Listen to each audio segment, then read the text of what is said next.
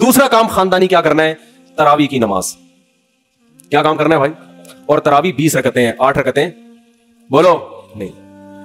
حضرت عمر سے 2 روایتیں, ایک 8 والی اور ایک 20 والی, کہ حضرت عمر نے کتنی, دیکھو نبی صلی اللہ علیہ وسلم نے تراویح کی کتنی رکعتیں پڑھی ہیں, کوئی بے غبار حدیث میں ہمیں اس کا تذکرہ نہیں ملتا. بس اتنا ہے کہ 3 دن پڑھی ہے, بس کتنی پڑھی ہے ہمیں نہیں پتا. یہ ہمیں حضرت عمر کے عمل سے پتا چلتا ہے, کیونکہ حضرت عمر بدعتی بولو نہیں ہو سکتے, کیونکہ انہوں نے جب جماعت سے 20 رکعتیں پڑھائی ہیں حضرت عمر نے, تو اس کا مطلب نبی نے ان 3 دن میں کتنی پڑھی تھی. اور ایک ضعیف روایت میں اس کا تذکرہ بھی ہے کہ نبی نے 20 رکعتیں پڑھی ہیں. تو ضعیف روایت کی تائید جب خلفائے راشدین کے عمل سے ہو گئی تو وہ ضعیف بھی عملاً کیا بن گئی؟ صحیح بن گئی ہے وہ.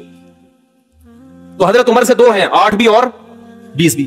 8 والی پر امت نے کسی امت نے عمل ہی نہیں کیا, کیونکہ وہ بالاتفاق مضطرب ہونے کی وجہ سے ضعیف ہے, سند کی وجہ سے نہیں بلکہ مضطرب. کیونکہ جو راوی حضرت عمر سے 8 بیان کر رہا ہے وہی کتنی بھی بیان کر رہا ہے؟ 20 بیان کر رہا ہے. اور جب ہم صحابہ کے دور میں دیکھتے ہیں تو ہمیں سب جگہ 20 نظر آ رہی ہیں, 8 کہیں بھی نظر نہیں آ رہی. تو یہ کیسے ممکن ہے کہ حضرت عمر نے 8 شروع کی ہو اور کوفہ, بصرہ, دمشق, شام, مصر سب جگہ 20 ہو رہی ہوں؟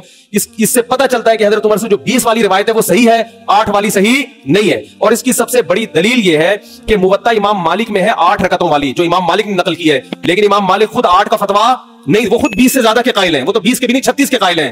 تو یہ کیسے ممکن ہے کہ کتاب کا مؤلف 8 والی ذکر کر رہا ہو مگر خود اس روایت کو وہ اس پر عمل نہ کر رہا ہو؟ ان باتوں کا کسی اہل حدیث عالم کے پاس جواب نہیں ہے. ترمذی میں ایک روایت پیش کی جاتی ہے امام احمد بن حنبل سے, یہ روایت ہے کہ اس میں کوئی مخصوص عدد ثابت نہیں ہے, جتنی چاہے پڑھ لو. لیکن امام احمد کی جو اپنی اصل کتابیں ہیں فقہ کی, اس میں امام احمد کے شاگرد جو امام احمد سے ذکر کرتے ہیں وہ ذکر کرتے ہیں امام احمد بن حنبل کے نزدیک بھی 20 رکعتیں مختار ہیں. سمجھ نہیں آ رہی میرا خیال ہے بات. تبھی فقہ حنبلی میں تراویح کی رکعتیں کتنی ہیں؟ 20. اور امام ابو حنیفہ کے نزدیک بھی. لوگ پتہ ہے مجھ سے کیا کہتے ہیں؟ لوگ جو ہے نا کہتے ہیں کہ یار آپ ان حدیثوں کا انکار کر رہے ہو جس میں 8 آتا ہے. 8 والی جو بخاری کی حدیث ہے نا اس کا تراویح سے کوئی تعلق نہیں ہے. بخاری میں آتا ہے نبی رمضان اور غیر رمضان میں 8 پڑھتے تھے, اس کا تراویح سے کوئی تعلق, وہ تو غیر رمضان میں بھی تھی. اتنی سینس نہیں ہے یار, آپ ہمیں قرآن و حدیث سکھا رہے ہو اور ہمیں اپنا مقلد بنا رہے ہو اتنے بڑے بڑے مجتہدین کی تقلید چھوڑ کے. میں لوگوں سے ایک بات کہتا ہوں, ایک قرآن و حدیث وہ ہے جو ابو حنیفہ, شافعی, مالک اور احمد بن حنبل نے سمجھا, اور ایک قرآن و حدیث وہ ہے جو 15ویں صدی کے مولوی سمجھ رہے ہیں. کس کی فہم زیادہ صحیح ہوگی؟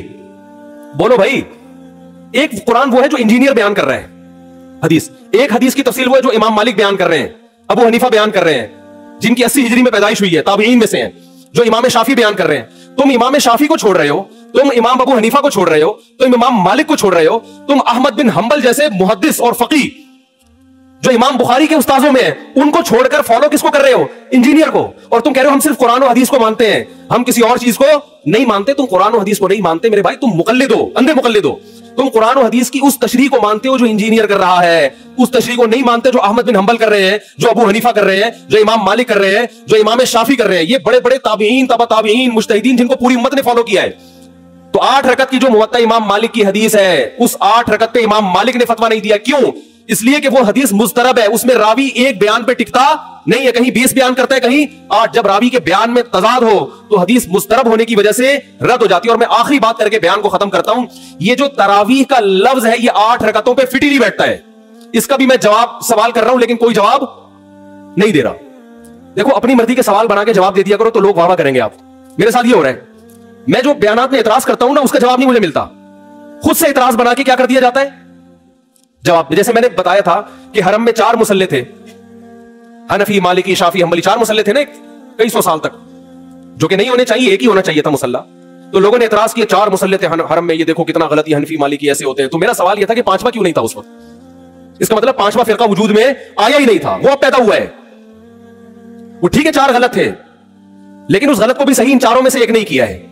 سمجھ رہے ہیں کہ نہیں بھائی ایک امام ہونا چاہیے, 4 الگ الگ جماعتیں نہیں ہونی چاہیے. لیکن اس کا مطلب 700 سال تک امت یہ سمجھتی رہی کہ اہل سنت والجماعت کے 4 نمائندے ہیں, 4 مکتب فکر, 5واں کوئی تھا ہی نہیں, لہذا اس کا کوئی مصلہ تھا ہی نہیں. تو سوال یہ تھا, لیکن جب سوال یہ پوچھا جائے تو ایسے جواب ملتا ہے کہ وہ سوال ہی پی جاتے ہیں. سوال یہ جواب یہ دیا کہ غلط ہو رہا تھا, یہ بدعت ہے, اور یہ بدعت ہے, یہ ناجائز ہے. تو ہم کب کہہ رہے ہیں کہ صحیح تھا بھائی وہ, لیکن یہ پوری دنیا میں نہیں ہو رہا تھا, یہ صرف حرم میں ہو رہا تھا. اور اس کو ختم بھی حنبلیوں نے کیا ہے کہ نہیں جی امام ایک ہونا چاہیے, سارے چاہے حنفی ہو شافعی ہو اس امام کے پیچھے نماز پڑھیں گے.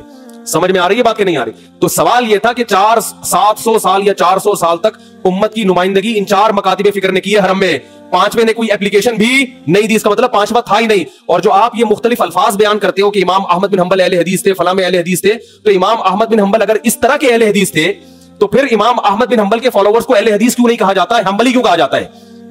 नहीं आ रही बात मेरा ख्याल। ये ऐसे ही है जैसे जमातुल मुस्लिमीन वाले कहते हैं कि हम नबी के दौर से हैं और फिर बुखारी में दिखाते हैं जमातुल मुस्लिमीन के अल्फाज। ओ भाई ये वाली जमातुल मुस्लिमीन नहीं थी, ये तो बाकायदा आपने रजिस्टर करवाई है 1975 में। वो जमातुल मुस्लिमीन, सहाबा को जमातुल मुस्लिमीन कहा गया है। तो ये जो अहले हदीस का लफ्ज हमें पुराने वक्तों में मिलता है, ये मुहद्दिसीन के लिए मिलता है, ये किसी मखसूस फिरके के लिए नहीं मिलता। फिर भी मैं अहले हदीस को अहले सुन्नत में दाखिल समझता हूं, मैं फिर भी उनको नहीं कहता कि जहन्नम में जाएंगे, लेकिन मैं कहता हूं कि आप कम से कम इस चंद सौ साल पहले आप पैदा हुए हैं, आपकी जमात वजूद में आई, हम फिर भी आपको गले लगाने के लिए तैयार है, और हम सदियों से चले आ रहे हैं, आप हमें क्या कर रहे हो? आप हमें गुमराह लोगों में दाखिल कर रहे हो। तो इस्लाम बहुत पहले बर्रे सगीर में आया है, जिस शक्ल में आया वही शक्ल ठीक है, बात की चीजों पर एतमाद नहीं होता हमें। तो मैं एक बात करके बयान को खत्म करता हूं, ये जो 8 का लफ्ज है ना, तरावी का लफ्ज है, ये 8 रकतों पर सादिक बोलो नहीं आता। बैकी की हदीस है और भी रिवायतें इस बारे में कि असलाफ जब तरावी की नमाज पढ़ा करते थे, असलाफ से मुराद सहाबा ताबईन, तो 4 रकतों के बाद आराम किया करते थे। तो इसलिए 4 रकत को तरवीहा कहा गया। क्या कहा गया? तरवीहा। रौह से निकला है, रौह। इस्तिराहत का लफ्ज सुना है आप लोगों ने? आराम। इस्तिराहत किसे कहते हैं? आराम। तरवीह आराम देना। राहत, राहत का लफ्ज तो और आसान है ना। अरे राहत का लफ्ज नहीं सुना? राहत किसे कहते हैं? आप कह रहे हो वो उसे कहते हैं, हमारे महल्ले में रहती है। राहत कहते हैं आराम, रेस्ट।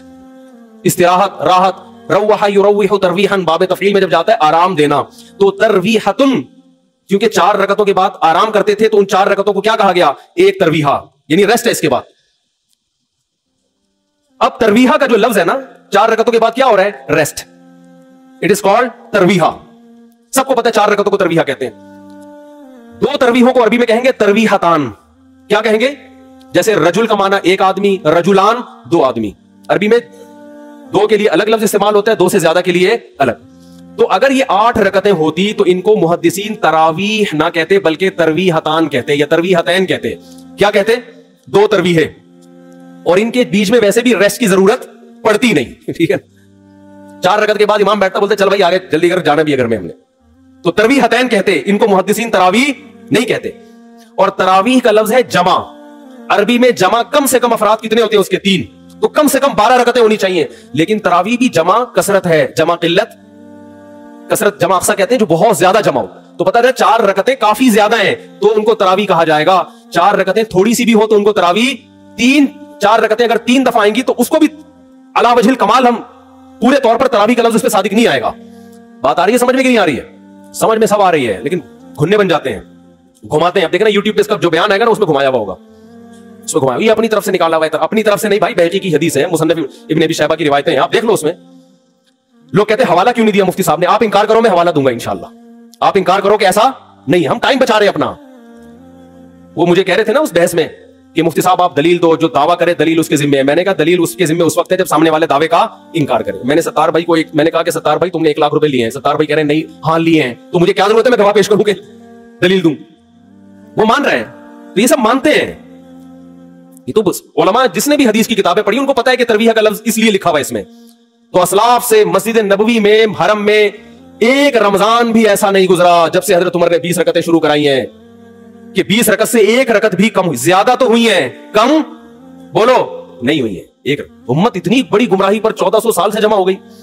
तो मेरे भाई जो आपसे कुरान और सुन्नत के नाम पे बात करे ना, उसे बोले भाई ठीक है मैं कुरान और सुन्नत ही को मानता हूं, मगर कुरान और सुन्नत की वो तशरीह जो इन मुज्तहिदीन ने की है उसको मानूंगा। जो 15वीं सदी के मौलवी कर रहे हैं तशरीह, मैं उसको बोलो नहीं, चाहे वो सऊदी हो। लोग कहते हैं सऊदी अरब में 8 रकतें हर जगह हो रही हैं। सऊदी अरब में आज हो रही हैं, 100 साल पहले के सऊदी अरब में 8 रकतें कहीं भी नहीं होती थी। तो ये कोई सऊदियों का कलमा थोड़ी हमने पढ़ा है कि जो सऊदी अरब में तो बहुत से लोगों की दाढ़ियां नहीं होती, तो क्या मतलब दाढ़ी का इंकार कर दोगे आप? तो हमने फॉलो करना है इमाम मालिक को, इमाम अहमद बिन हंबल को, इमाम शाफी को। ये बड़े बड़े मुहद्दिसीन थे, मुज्तहिदीन थे। खुलफाए राशिदीन को, खुलफाए राशिदीन के दौर में कोई एक रिवायत दिखा दो 8 रकतों वाली, कोई एक रिवायत। हाँ जो हज़रत उमर से मुअत्ता में मनकूल है उसका जवाब मैंने दे दिया। उसके अलावा कहीं दिखा दो कि बसरा में, कूफा में, दिमिश्क में, सहाबा ताबईन के दौर में रमजान में 8 रकतों से जमात से नमाज किसी ने पढ़ी हो, तो नहीं है कुछ भी इसमें। तो इसलिए जो तरीका सदियों से तवातुर के साथ चला आ रहा है वो कितनी रकतों का है? 20 रकतों का। तो उसी को फॉलो करना चाहिए। तो दूसरा काम आपने खानदानी क्या करना है? تراویح پابندی سے پڑھنی. سمجھ میں آ رہی ہے بات؟ تو یہ 2 کام فی الحال کریں, کچھ پیکج اگلے جمعے میں انشاءاللہ بیان کریں گے, تو اسی سے انشاءاللہ اللہ کی محبت کی چنگاری آپ کے دل میں پیدا ہوگی. اللہ ہمیں سمجھنے کی, عمل کی توفیق